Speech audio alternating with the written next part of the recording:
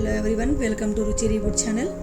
నేను ఈరోజు biryani recipe and ఎలా ప్రిపేర్ చేసుకోవాలో చూపించబోతున్నాను. బిర్యానీ ఇలా పర్ఫెక్ట్గా రావాలంటే ఖచ్చితంగా మీరు ఈ వీడియో చూడాల్సిందే.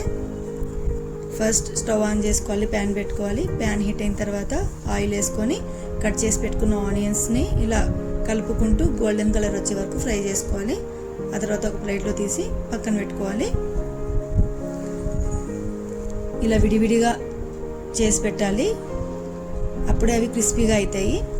ఆ తర్వాత చికెన్లోకి మసాలాలు: అల్లం వెల్లుల్లి పేస్ట్ 4 స్పూన్స్, మిర్చి పౌడర్ 4 స్పూన్స్, ధనియా పౌడర్ 2 స్పూన్స్, జీరా powder 1 spoon, garam masala 1/2 spoon, biryani masala 1 spoon, పసుపు 1/2 స్పూన్, ఉప్పు తగినంత, పెరుగు 500 గ్రామ్స్ అండ్ 1 లెమన్. ఆ తర్వాత ఒక బౌల్ తీసుకోవాలి, క్లీన్ చేసి పెట్టుకున్న చికెన్ వేసుకోవాలి. ఇక్కడ నేను 1.5 కిలో చికెన్ తీసుకున్నాను. ఈ మసాలాలు ఒకటి తర్వాత ఒకటి వేసుకొని బాగా కలుపుకొని 1 అవర్ పాటు ఫ్రిడ్జ్లో పెట్టేయాలి. ఇక్కడ నేను ఆయిల్ కూడా 2 స్పూన్స్ వేసుకున్నాను.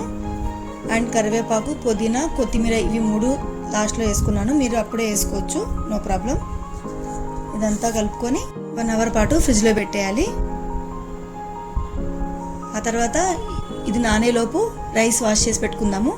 ఇక్కడ నేను 1.5 కిలో చికెన్కి 1 కిలో రైస్ తీసుకున్నాను. ఇది వాష్ చేసి వాటర్ వేసుకొని పక్కన పెట్టేసుకుందాము. తర్వాత బిర్యానీ పాట్ తీసుకుందాము. అది హీట్ అయిన తర్వాత 4 స్పూన్స్ ఘీ వేసుకొని 7-8 స్పూన్స్ వరకు ఆయిల్ వేసుకోవాలి. ఆయిల్ కొంచెం ఎక్కువ ఉంటేనే బిర్యానీలోకి బాగుంటుంది. ఇలా అది హీట్ అయినాక మసాలా దినుసులు వేసుకోవాలి.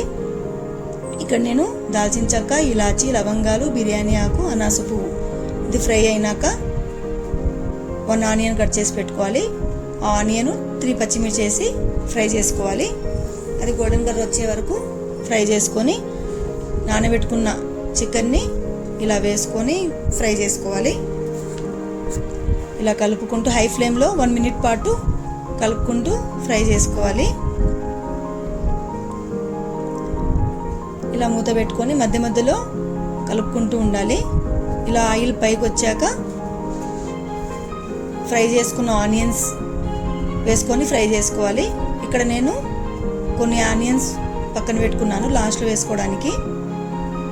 ఇలా కలుపుకుంటూ ఇప్పుడు ఫ్లేమ్ని సిమ్లో అడ్జస్ట్ చేసుకొని ఫ్రై చేసుకోవాలి. ఇలా కలుపుకుంటూ ఫ్రై చేసుకోవాలి. ఆ తర్వాత ఆయిల్ ఇలా పైకి వచ్చాక టమాటో ప్యూరీ వేసుకోవాలి. ఇక్కడ నేను 5 టమాటోస్ తీసుకున్నాను. ఇలా కలుపుకుంటూ ఫ్రై చేసుకోవాలి. ఫ్లేమ్ని సిమ్లోనే అడ్జస్ట్ చేసుకొని పెట్టుకోవాలి. ఇలా గ్రేవీ చిక్కబడ్డాక అండ్ చికెన్ 80% వరకు బాయిల్ అవ్వాలి. అంతే అండి, చికెన్ కుర్మా రెడీ. ఇది పక్కన పెట్టేసుకుందాం. నెక్స్ట్ రైస్ బాయిల్ చేసుకోవడానికి వాటర్ వేసుకుందాము. ఇక్కడ నేను 4 గ్లాస్కి 8 గ్లాస్ వాటర్ వేసుకున్నాను బాస్మతి రైస్కి. ఆ తర్వాత మసాలా దినుసులన్నీ వేసుకోవాలి. ఇక్కడ నేను దాల్చిన చెక్క, ఇలాచీ, లవంగాలు, బిర్యానీ ఆకు, అనాస పువ్వు, షాజీరా, లెమన్ అండ్ ఆయిల్ వేసుకొని హై ఫ్లేమ్లో బాయిల్ చేసుకోవాలి. ఇలా బాయిల్ అయ్యాక నానబెట్టుకున్న రైస్ వేసి ఇలా స్లోగా కలుపుకోవాలి. ఇలా కలుపుకుంటూ బాయిల్ చేసుకోవాలి. ఇక్కడ నేను ఉప్పు మళ్ళీ వేసుకున్నాను. మీరు కూడా టేస్ట్ చూసి ఉప్పు ఎంత కావాలో వేసుకోవచ్చు. ఆ తర్వాత రైస్ 80% వరకు బాయిల్ అవ్వాలి. ఆ తర్వాత ఇలా చెక్ చేసుకొని 80% బాయిల్ అయ్యాక ఈ రైస్ని పక్కన పెట్టుకోవాలి. నెక్స్ట్ ఆల్రెడీ ఇక్కడ నేను కుర్మాని హాఫ్ వరకు పక్కన తీసుకున్నాను, హాఫ్ మాత్రమే పెట్టుకున్నాను.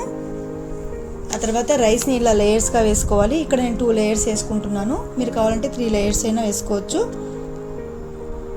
ఇలా ఫస్ట్ లేయర్ వేసుకున్న తర్వాత మళ్ళీ చికెన్ వేసుకొని కొత్తిమీర, పుదీనా, ఫ్రై ఆనియన్స్ వేసుకొని ఆ తర్వాత సెకండ్ లేయర్ రైస్ వేసుకోవాలి.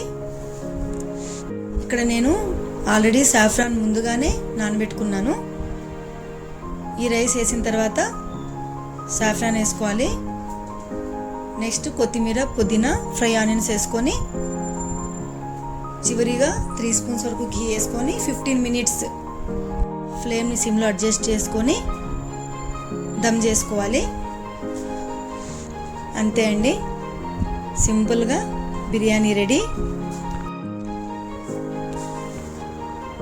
చూడండి పర్ఫెక్ట్గా వచ్చింది. మీరు కూడా ట్రై చేయండి. మీకు ఎలా కుదిరిందో కామెంట్స్లో పెట్టండి. మీకు ఈ వీడియో నచ్చినట్లయితే లైక్, సబ్స్క్రైబ్, షేర్ చేయండి. రుచి రీబూట్ అని ఇన్స్టాగ్రామ్లో కూడా ఉందండి, ఫాలో చేయండి. Thank you.